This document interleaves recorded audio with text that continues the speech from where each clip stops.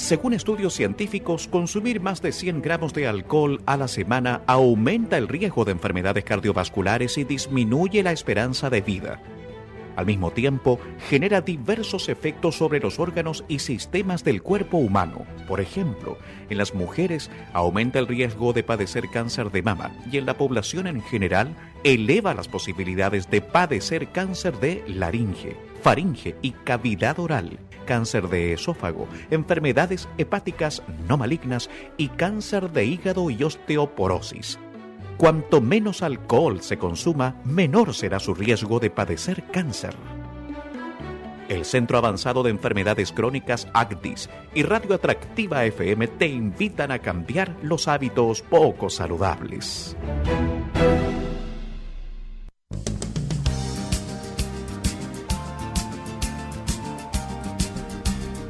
Momento de la conversación a las 11 de la mañana con 7 minutos. Ya estamos con María Paz Ocaranza, doctora en Bioquímica de la Universidad de Chile. Es investigadora titular del Centro de Nuevos Fármacos para la Hipertensión en la Pontificia Universidad Católica e investigadora ACDIS. María Paz, gracias por recibir nuestro llamado. Hola, buenos días, ¿qué tal? Hola, muy buenos días, Ricardo, y muy buenos días también para toda la audiencia de Radio Atractiva de la región de los lagos. Qué importante y qué buen valor es esta conversación que tenemos contigo a esta hora de la mañana, sobre todo por consultas que vamos teniendo constantemente nosotros como medios, como radio, y no tan solo en la radio, sino que también en la conversación en la calle, cuando se habla de la hipertensión, sobre todo la hipertensión maltratada, que es el tema que nos convoca hoy, María Paz, sobre todo las consecuencias de una hipertensión maltratada en riñones, estoy hablando de órganos, ¿cierto?, en los pulmones, en el corazón, el cerebro. Hay gente que no se la trata definitivamente, ¿no?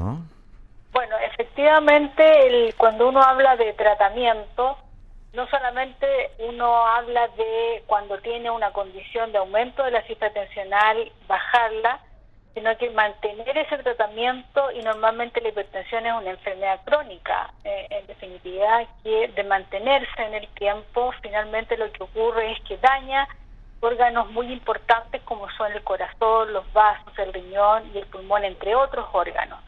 Y es por eso que es importante tratarla y adherirse al tratamiento de la hipertensión arterial, que es lo más difícil normalmente en la población. Estaba viendo tu currículum acá, María Paz. Eres una de las pioneras en solicitud de patentes de invención en Chile. Qué interesante. ¿Podríamos aclarar ese concepto un poco, por favor? Sí, mire, lo que pasa es que, yo pertenezco a la Universidad Católica y en este transcurso de mi línea de investigación, apoyada por subsidios gubernamentales, hemos ido encontrando, no solamente yo, sino que un grupo de investigadores, colaboradores de mi línea de investigación, que existen ciertas moléculas, pequeñas moléculas en nuestro organismo que son capaces de contrabalancear o llevar la balanza, ¿no es cierto?, hacia un lado positivo, es decir, benéfico. Y lo que nosotros estamos haciendo en definitiva es introduciendo estas moléculas de modo de aumentar los niveles en la circulación y de ese modo producir un efecto benéfico, no solamente produciendo una mejora en órganos dañados, sino que también, por ejemplo, disminuir las cifras en una condición de hipertensión arterial. Y es así como lo que hemos descubierto, lo cual se ha solicitado en patentes y además esas patentes han sido adjudicadas, es decir, han sido revisadas por peritos internacionales y se nos han adjudicado esas patentes, no solamente en Chile, sino que en diversos países del exterior. Sí, bueno, de hecho las enfermedades cardiovasculares son obviamente la principal causa de muerte en Chile y el mundo, y por eso es que tú, junto a la Escuela de Medicina, la Católica, se centraron, ¿no?, en la creación de estas nuevas moléculas y estas drogas que en estricto rigor favorecen estos mecanismos de protección naturales presentes en lo que son los vasos sanguíneos. Hay diferentes órganos, de hecho uno de los órganos más importantes como es el corazón, y esto viene de atrás, estamos hablando del año 2001, eso yo creo, esa fue tu primera patente ahí. Es muy interesante porque revisaba que tiene que ver con un procedimiento para la detoxificación de mariscos contaminados, ¿no? Sí, no, bueno, mi primera patente en realidad surge en anterior a cuando yo pertenecía a la industria, en definitiva, en los cuales nosotros trabajamos con las toxinas de la marea roja. Y en ese sentido, nuestro interés era producir sistemas para detección de estas toxinas de marea roja, de manera muy temprana, digamos, de modo de poder recurrir, ¿no es cierto?, generando mecanismos que pudieran bajar los niveles de estas toxinas. Y además detectar en mariscos contaminados, digamos. Esa fue como mi primera parte cuando uno empezó a lucubrar en esta línea en general en líneas de investigación, digamos. Y que marca un precedente muy, pero muy importante, sobre todo en esta conversación que tenemos contigo a las 11 de la mañana con 11 minutos. Pero comenzamos hablando hoy de estas consecuencias de una hipertensión maltratada en órganos como los riñones, los pulmones, el corazón, el cerebro. En Chile, literalmente, ¿la gente se trata o no se trata la hipertensión? ¿Se cuida, no se cuida? ¿Previene, no previene? ¿Cuál es tu visión? Bueno, la visión en general es la gran problemática, yo creo que existe en general en la población, es la adherencia a los tratamientos. Y en general, la adherencia a los tratamientos. Toda la gente en definitiva va al médico, ¿no es cierto? El médico te diagnostica una patología y obviamente empieza cuando son enfermedades crónicas, como es el caso de la hipertensión, eso significa que esos medicamentos tienen que ser mantenidos en el tiempo y que probablemente tienen que ser mejorados en la medida, ¿no es cierto?, que la persona envejece y por lo tanto significa tener más medicamentos para poder disminuir en este caso la hipertensión. Normalmente los pacientes ingresan, toman, ¿no es cierto?, un primer medicamento, pero con el tiempo probablemente se tienen que administrar 2 o 3 o hasta 4 medicamentos para también disminuir las cifras tensionales. Y ahí es donde empiezan los problemas normalmente, porque claro, la persona se acuerda de un medicamento, pero ya después tomarse 4 medicamentos es más difícil. Y ahí yo creo que es la gran problemática, digamos, es normalmente la adherencia a los tratamientos. O sea, que las personas en definitiva tomen de manera responsable el tomar medicamentos. Bueno, y eso también va de la mano también porque existen también las necesidades económicas para poder también mantener esos tratamientos. Bueno, y es así como también la hipertensión forma parte, ¿no es cierto?, del GES y por lo tanto esos medicamentos pueden ser adquiridos. Seguramente también hay gente en las áreas rurales donde, claro, les es imposible estar viajando en forma constante, ¿cierto?, a las áreas urbanas para poder tratarse. Yo creo que hay gente que inclusive vive con sensaciones de enfermedad crónica en forma constante y ni siquiera sabe que tiene una hipertensión. Yo creo que estamos al debe en el país aún con eso, María Paz, ¿no? Bueno, efectivamente la hipertensión arterial se conoce como la enfermedad silenciosa, porque en muchos casos, ¿no es cierto?, la persona tiene aumento de las cifras tensionales sin siquiera conocerlo y por lo cual necesita, ¿no es cierto?, contar con el registro de la presión arterial y que normalmente, ¿no es cierto?, en estos consultorios primarios, ¿no es cierto?, existen las condiciones como para poder determinarlo, digamos. O sea, en sectores rurales, ¿no es cierto?, el acceso a lo que se llaman los SPAM, ¿no es cierto?, es prioritario para que las personas por lo menos puedan determinar si tienen aumento de las cifras tensionales y de esa forma poder tratarlo. ¿Cuáles serían los primeros órganos más maltratados, digámoslo, cuando la hipertensión es maltratada? Porque, claro, hablábamos de los riñones, los pulmones, el corazón, el cerebro, seguramente todos, pero debe haber uno que es más complejo que otro. Mira, en general lo que se daña de manera muy importante frente a la condición de hipertensión es el riñón. El riñón es un órgano tremendamente importante, ¿no es cierto?, de los cuales obviamente es un órgano que se filtra, ¿no?, que permite filtrar, ¿no es cierto?, y por lo tanto de haber un daño renal, en definitiva ahí empieza a haber también una condición de que probablemente también aumente la hipertensión de manera secundaria. Entonces, por lo tanto, es importante mantener a raya, ¿no es cierto?, los niveles de presión arterial de modo de disminuir de manera muy importante el daño a nivel renal. Y en segundo lugar, yo creo que no menor, ¿no es cierto?, son los daños a niveles de los vasos.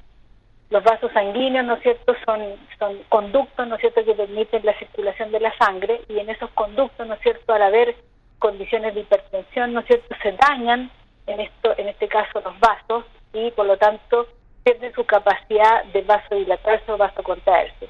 Y de esa forma, ¿no es cierto?, se daña la funcionalidad en este caso. Hay datos que hablan que definitivamente los hombres son los que menos se cuidan de estas enfermedades más que las mujeres. ¿Eso es efectivo? ¿Ha ido cambiando? ¿Cómo va esa cultura? Bueno, en general los hombres son, yo diría que en general un poco más descuidados que las mujeres. en general, digamos, en el tratamiento, probablemente por ciertas condiciones de sobreexigencia, en definitiva, de ser probablemente los aportadores, por lo tanto, en este caso, los aportadores en el hogar, y por lo tanto eso lo hace sobreexigirse y por lo tanto olvidar, ¿no es cierto?, la necesidad de mantener una salud adecuada. Efectivamente, los hombres tienen normalmente mayor tendencia, sobre todo en ciertas edades, a aumentar el riesgo. Normalmente se da que el riesgo es mayor, ¿no es cierto?, en hombres hasta cierta edad, normalmente hasta los 49, 50 años, y después el riesgo empieza a ser mayor en las mujeres, sobre todo en las mujeres pre- y posmenopáusicas. Sí, oye, y vamos a lo que nos convoca también hoy en día en el país. Te lo quiero preguntar directamente, María Paz Ocaranza. ¿Hay o no hay relación directa entre la hipertensión y el coronavirus? Que es una de las dudas que tiene la gente también. Mira, en realidad, a ver, si hay alguna relación, hay una relación probablemente a nivel de el receptor en los cuales se une este virus, ¿no es cierto?, y entra a la célula y produce todo el daño. Y ese receptor es en definitiva una proteína que también participa en la hipertensión que se denomina la ACE2 o ECA2. Ese es como un poco el común, pero eso no significa que en definitiva las personas hipertensas tengan mayor predisposición a generar o a ser más ávidas, ¿no es cierto?, por eso no está comprobado que sean más ávidas en definitiva a contraer la enfermedad. Por otro lado, también existía el antecedente, o existía la duda si, por ejemplo, los antihipertensivos probablemente aumentaban el riesgo de contraer la enfermedad, y eso está totalmente descartado. Y por lo tanto, las personas que son hipertensas y que están con tratamiento de fármacos antihipertensivos deben de todas maneras mantener su tratamiento. Hay otra sensación de mucha gente, inclusive nosotros, vamos a ser sinceros, mucho acá en la radio, que decimos, mira, tenemos historia sanguínea, biológica, de que, bueno, claro, nuestros padres a lo mejor, o mi papá o mi mamá son hipertensos, por lo tanto, como que uno espera que le llegue la enfermedad. Entonces, si no llega, es como, no me ha llegado y no me sigo cuidando. Por lo tanto, yo creo que aquí aparece la palabra prevención. El tema es cómo prevenir todo esto. Seguramente hay muchos datos. Uno lo puede encontrar en el Google, seguramente ahí, ¿no? Pero escucharlo de parte de una profesional como tú es muy bueno, porque esto tiene que ver con crear conciencia. La prevención tiene que ver siempre con crear conciencia, ¿no? Efectivamente. Bueno, en general uno siempre dice, bueno, yo en realidad tengo una predisposición porque mi papá, mi abuelo eran hipertensos. Y eso en realidad es una verdad que en realidad no es tan así, porque en realidad no solamente es necesaria la carga genética, sino que también tiene que haber un entorno que lleva a la hipertensión. Y ese entorno está dado por los factores de riesgo, como por ejemplo el fumar, como por ejemplo el alcohol, la vida sedentaria, el aumento, la obesidad. Todos son factores en definitiva que ayudan, ¿cierto?, a esta carga genética a que finalmente se desarrolle la enfermedad. Porque, por ejemplo, si una persona tiene un antecedente genético, su papá fue hipertenso, pero si esa persona no consume alcohol, no es fumadora, mantiene un peso adecuado y un estilo de vida adecuado, saludable, esa persona no va a desarrollar hipertensión. Claro, y ahí me imagino que también hay rasgos psicológicos, ¿no? Porque, por ejemplo, la ansiedad, el carácter de la persona, la personalidad, cómo poder conllevar, no sé, alguna complicación en el diario vivir, en el diario andar, cómo vamos tomando las noticias, cómo manejamos nuestro carácter, eso también influye, ¿no? Bueno, influye, pero eso también es también una forma de tratar. O sea, también, por ejemplo, las enfermedades mentales, ¿no es cierto? También ese tipo también son tratables, digamos, y de esa forma también se puede prevenir, digamos, el desarrollo de alguna patología de tipo fisiológico. Por eso es bueno, yo creo, claro, Primero que todo la alimentación, segundo la vida sedentaria, que hay que tener mucha precaución con eso, pero tiene que ver también, claro, de qué forma yo me voy preparando ante los momentos, no sé, de pasarlo bien, porque uno a veces dice, bueno, pasémoslo bien, nos tomamos un chaguito, en fin, o hacemos un asadito, pero el asadito tiene que llevar mucha sal porque si no, no es buen asadito. Hay hartos factores ahí que tiene que ver también en la cotidianidad de esta relación social que vamos teniendo también, ¿no? Claro, bueno, efectivamente, cuando uno habla de alimentación, no solamente habla, por ejemplo, en el caso de vegetales, por ejemplo, aumento de vegetales, sino que también, por ejemplo, de moderar el consumo de sal. De hecho, se llama muchas veces a que uno no coloque el salero en la mesa, de modo de no verse tentado, ¿no es cierto?, a aumentar más la sal que ya viene en el alimento. No debemos olvidar que el alimento ya tiene sal. Por otro lado, también es importante llevar que el consumo de fruta es muy importante, pero también tiene que moderarse, porque el aumento de azúcar también en el tiempo también es dañino. Entonces, en ese sentido, siempre las cosas de manera moderada son adecuadas, y cuando ya se pasan los límites, eso ya empieza a dañar, y por lo tanto tirar la balanza, ¿no es cierto?, de una persona sana a probablemente tener ciertas condiciones que no son del todo sanas. Bueno, y como tú eres investigadora, estoy hablando a todo esto con María Paz Ocaranza, y es doctora en bioquímica de la Universidad de Chile, es investigadora titular del Centro de Nuevos Fármacos para la Hipertensión y la Pontificia Universidad Católica, es investigadora ACDI y está conversando con nosotros aquí en Radio Atractiva en este espacio de salud. En cuanto a investigación, ¿qué viene? ¿Hay algún tipo de luces que podamos ver, que podamos sentir, de que podamos tratar de otra forma la hipertensión? ¿Va a depender solamente de la persona? ¿Es como que llegásemos a creer que con el correr de los años, de los próximos años, no ya la gente no tendrá hipertensión? ¿Eso va a estar siempre en la persona? ¿No va a estar? ¿Qué crees tú? Bueno, en general lo que nosotros hemos un poco, no hemos enfocado, y así como parte esta conversación, es que las cifras, ¿no es cierto?, el aumento de las cifras tensionales no solamente aumenta la presión, sino que hacen que se dañen órganos muy importantes. Y en ese sentido, nuestra línea de investigación se ha centrado, en definitiva, en el daño que se produce en los órganos blancos producto de la hipertensión. Es decir, generar una nueva droga capaz de no solamente disminuir las cifras tensionales, sino que disminuir también el daño muy importante en los órganos blancos. Es decir, poder revertir ese daño cuando una persona es hipertensa. Ese es nuestro enfoque, en eso hemos estado trabajando. En eso tenemos nuestras patentes, en definitiva, en nuevos productos que no solamente disminuyan la presión arterial, sino que disminuyan o regresen el daño en órganos blancos. ¿Y cómo está nuestro país si nos diferenciamos, por ejemplo, con otros del territorio americano? Yo creo que tenemos una cifra bastante alta, no tan solo americano, sino que a nivel mundial esto, ¿no? ¿De hipertensión, tú dices? Sí.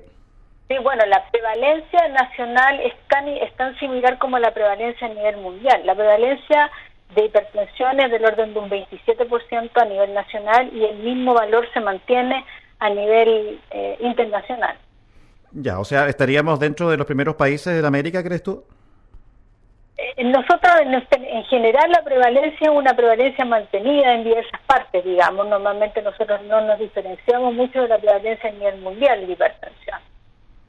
Por lo tanto, es una enfermedad tan importante y que finalmente es un factor de riesgo para enfermedades cardiovasculares, que es la primera causa de muerte a nivel mundial y a nivel nacional también. Sí, claro, y sabemos y entendemos que somos uno de los países que llevamos en los primeros lugares en el ranking de obesidad. Somos los primeros países que comemos mucho pan, somos los primeros países, o el primer país que toma mucha bebida. Por lo tanto, hay índices que no son muy optimistas ahí, María Paz. Efectivamente, esos no son índices muy optimistas, que como bien hablábamos, ¿no es cierto?, eso sumado a la carga genética, ¿no es cierto?, hace que en definitiva se desarrollen estos cuadros de hipertensión que, mantenidos en el tiempo, finalmente producen dañando muchos órganos. Bueno, yo creo que finalmente ya estamos terminando esta conversación. Más que consejos, yo creo que entregar este dato de alivio de que si nos cuidamos, no vamos a tener hipertensión. Por lo tanto, hay que prevenir. ¿Qué le dirías tú a la gente para que tome conciencia al respecto? Bueno, al respecto, cuando uno habla de prevención, ¿no es cierto?, uno se enfoca no solamente en la alimentación, sino que también un estilo de vida saludable, un estilo de vida con ejercicio, ¿no es cierto? La manera que no se pueden hacer ejercicios de fuerza, por ejemplo, se pueden hacer caminatas, ¿no es cierto? Sobre todo en personas rurales que tienen harto espacio para poder caminar. Eso es una muy buena forma, un estilo de vida, ¿no es cierto?, de generar ciertos espacios durante el día para hacer caminatas, ¿no es cierto?, de modo de ayudar al ejercicio, de disminuir el consumo de alcohol. Eso es muy importante. O sea, ya no estamos diciendo de no tomar, sino que simplemente de disminuir el consumo, normalmente a una copa, normalmente diaria, y además el consumo de sal y azúcar, eso también es muy importante. Ahí está entonces, una buena conversación, a tomar conciencia, a conversarlo. Primero que todo, conversarlo con uno y después conversarlo en una mesa, ¿cierto?, con quienes más queremos. Gracias, María Paz Ocaranza, por esta entrevista, por esta conversación, más que entrevista que has dado aquí a nuestra radio atractiva en este Valle de los Lagos tan lindo en el sur de Chile. Que estés muy bien, ¿eh? Gracias a ti, y me alegro mucho que ustedes como radio estén preocupados, en definitiva, del bienestar de la sociedad. A pesar que las enfermedades crónicas no son transmisibles, los hábitos alimenticios y costumbres de la sociedad hacen que cada vez más las nuevas generaciones tengan mayores factores de riesgo de sufrir alguna enfermedad crónica desde la juventud. Contribuyamos con el desarrollo de una sociedad más sana y ejercitada y saquemos a nuestro país de las estadísticas mundiales. El Centro Avanzado de Enfermedades Crónicas ACDIS y Radio Atractiva FM te invitan a cambiar los hábitos poco saludables.